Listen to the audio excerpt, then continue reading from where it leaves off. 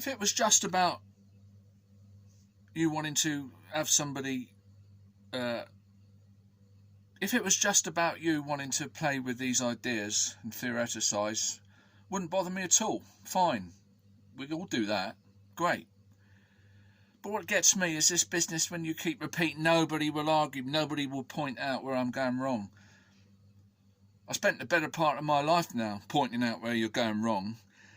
And when I start winning the argument, you disappear, you throw your dummy out, you fucking throw your toys out the pram, spit your dummy out, and you turn off the video and say, I'm not playing this, because you can't play it, you lose in the argument. And then you come back and you say, nobody will argue with this, nobody will point out where I'm wrong. What a load of old fucking rot. I'll just have to keep doing it. And people will see who's being honest and who's not. I mean, this business about dropping the ball into the clay, what a load of old crap that is, isn't it? Dropping it here and it's pressing on the underside, and you say, well, it's disadvantaged when it goes faster and goes deeper. Why is it? Does it stop pressing on the underside? No, of course it doesn't. Presses on the underside and it's pressing sideways, pressing in all directions. Requires more force the further it goes. What a load of old rubbish that is. This pendulum oscillator idea is going to prove something or not. How the hell is it going to prove anything, Gary? We know it's going to go, the energy's transferred backwards and forwards. What's it going to prove? Are you going to measure something about the velocity the ball is going backwards and forwards? Fuck no, of course you're not. You keep saying, oh, by my eye it looks about right. From my experience of life I can tell. Bullshit, can you? You should know this by now. It's nothing to do with what it looks like. It's got to be measured. So unless you're going to fucking measure the thing, what the goddamn use is it? Nothing. In my experience growing up, whenever I've pushed a cart with twice the force, it's always gone twice as fast. It's never gone 1.4 in my experience of life. Well, I mean, say no more. Well, my favourite lately is this gravity thing. You're still banging on about it, getting the wrong end of the stick. You say, let's say that you go this distance here along the surface of the Earth in 10 seconds. And we will collect a certain amount of pressure, we'll lose a certain amount of energy to the surface in 10 seconds. Now you say if we go over that distance much quicker, we use a proportion less energy to the surface in heat. We'll lose less energy. So if we go 10 times as quick, we would cover this distance in 1/10 of a second. But in the same 1 second, in the same 10 seconds, we would go this distance 10 times as far. So in 10 seconds, we've gone this distance. And 10 times as quick, we've gone this distance. But still the same 10 seconds. So if we've got so much pressure going across this gap on the surface, right, in 10 seconds, and we go 10 times as fast, we're going to, let's say in going across here slowly in 10 seconds, we lose 10 joules of energy to heat. All right? I've got to slow down because these arguments need to be dealt with properly. And you're probably saying, I'm not going to play this anymore. Well, you ought to, because it debunks you.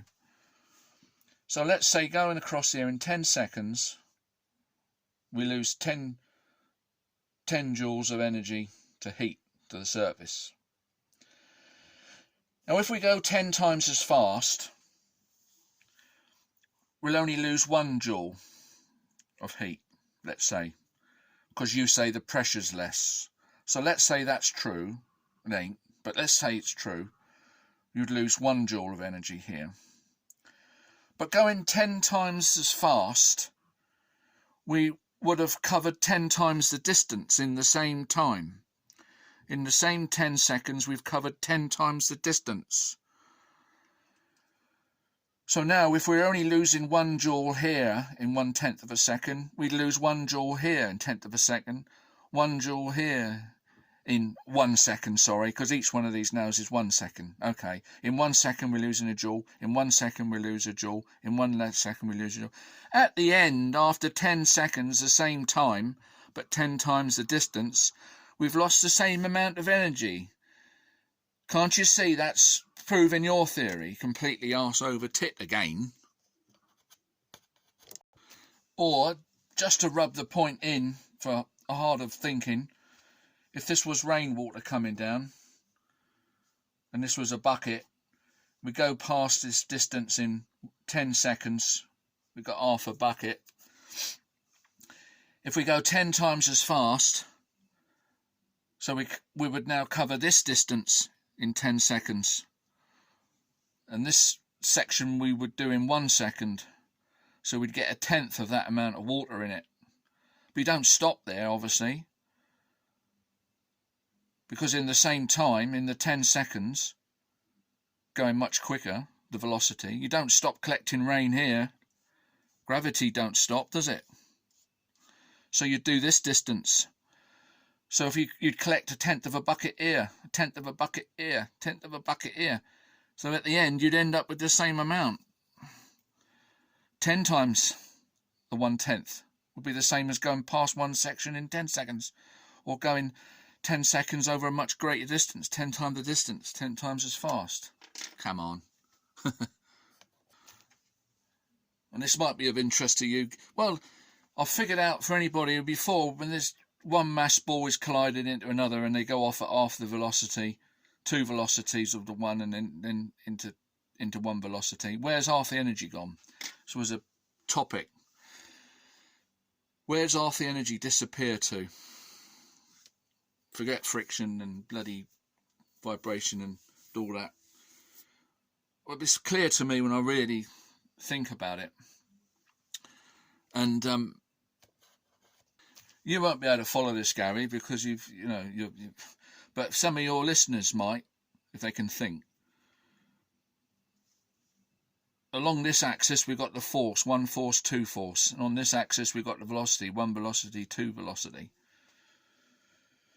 So how much energy does the first mass take to get to 2 velocity?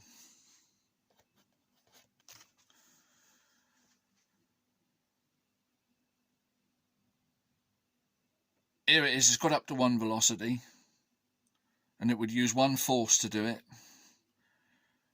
And if we're going up to 2 velocity, we'd say we've used 2 force. Ah, that ties into what you were saying.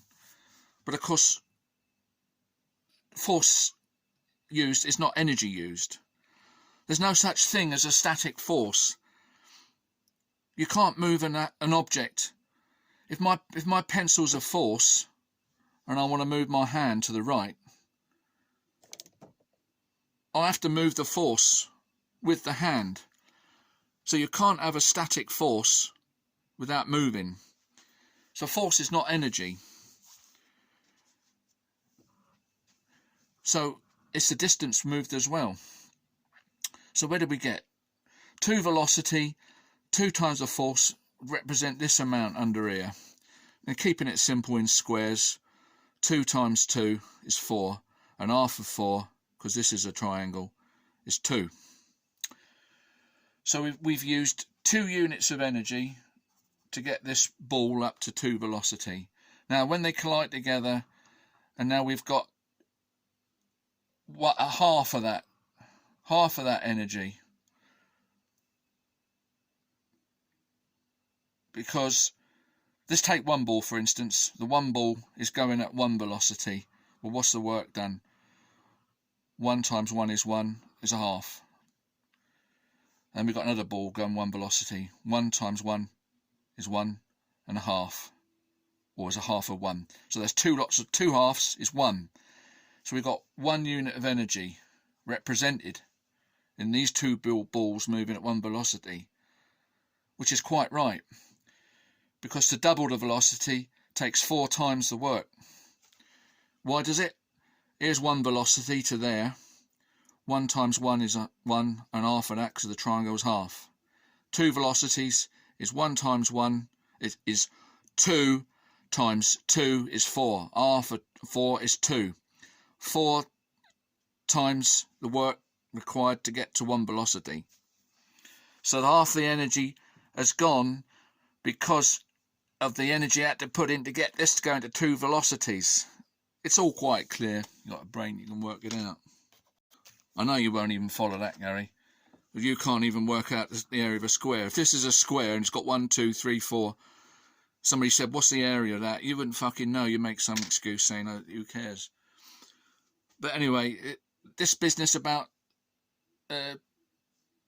taking 4 times the energy to go twice as fast, or 16 times the energy to go 4 times as fast. No, yeah, or whatever. It's not the velocity that matters, Gary. It's the acceleration. It's the period during the acceleration. That's when you're using the extra energy. Going at the same velocity, it doesn't really equate, because then it's just a matter of friction absorbing energy, and you could make it a friction-free surface, you know, or something. So there's no loss to windage or air resistance on friction. And then you wouldn't be using the 16 times the fuel to go twice as fast, or whatever it is you say. You only do that when you're accelerating. It's the acceleration period that matters. That's what you keep ignoring, because it sounds better than, oh, if I go in a car 4 times as fast, I'm using, what is it? 16 times the fuel. And anybody sort of says you don't think, you know, in your death cult might say, oh yeah, that sort of sounds right. Well, it ain't right.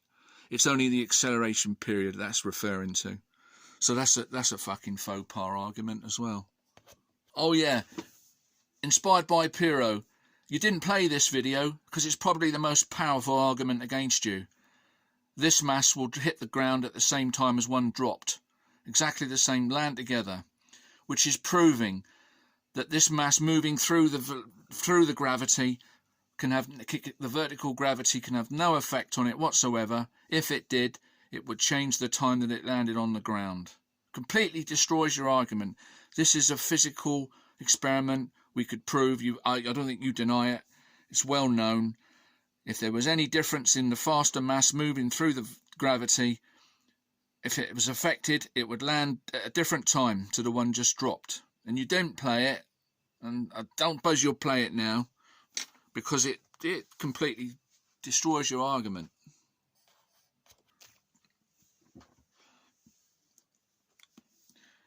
I don't know how much longer I want to go on, because one thing after another, but the scale argument, when you say you dropped a one mass from one height and it registered a one mass weight, and then you dropped it from 4 times the height and it registered a 2 mass weight. So the trouble is what you're missing, you see, and is that represents 4 times the energy, because that scale has got a spring in it. And it's a well-known fact in physics for 200 years or whatever, that a spring displaced twice the distance has 4 times the energy. Nobody denies that except you. So that scale, in representing twice the weight, is actually representing 4 times the energy.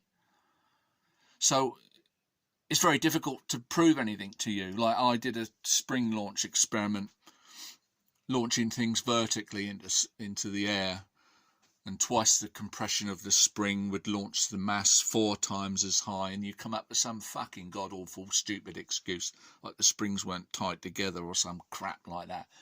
But anyway, these things are very difficult to argue with you with springs, because you deny the fundamental idea of how they work. So what? It's useless trying to argue it with you.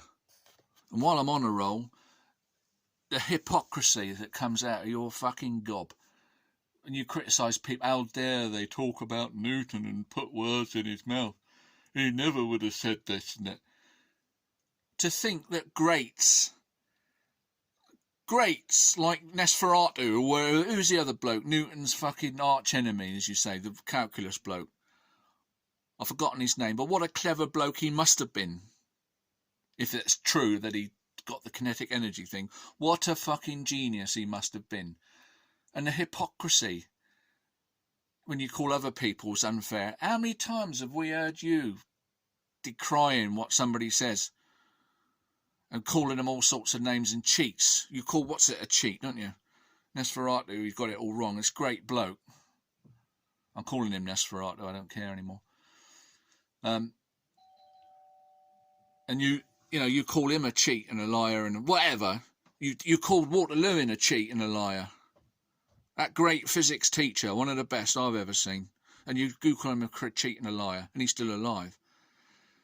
You decry people whether they're dead or alive. You do it all the time when it suits you. And then you complain about what other people are saying. Are you suggesting that you somehow have the trumps cards on all these greats in physics that got it wrong and sort of been idiocratic? Somehow you've trumped them all. You. I'm not going to go into personal attacks, but come on, you've got it right and they've all got it wrong. For 200 years, it's all wrong. How ridiculous. How ridiculous. I'll finish on this, and this is to any of your listeners as a test of your own intelligence. This is what Gary says. I've got a 1 ton weight on the ground here, and I go up 1 foot. That amount of energy to lift it up 1 foot, I can repeat it 4 times. I have to think now what you do say, Gary, because it's so freaking ridiculous. Obviously it's 4 times the energy, but you say, Gary, no, it's only 2 times the energy. Say we lift this at 1 speed and we carry on, we lift it all stages at the same speed, so speed's not an argument.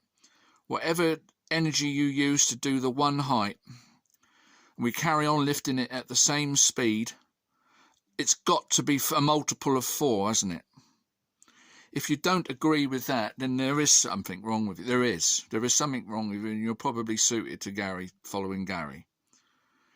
Anybody with common sense knows that if we lift this up here 1 distance and we lift it up to the second, and that's a 1 amount of energy, whatever it is, and we do it at the same speed up to the next one, it's got to be a double. It's got to be 4 times the energy to get 4 times as high, which is why when you drop something from 4 times the height, it's twice the velocity. It's 4 times the energy when it hits the ground, getting back what you've had to lift it up. And Gary says you can lift a 1 mass up of only twice the energy cost, even though it takes 1 unit of energy here, and I can go 4 times as high and only use twice the energy. I mean, come on, please, please.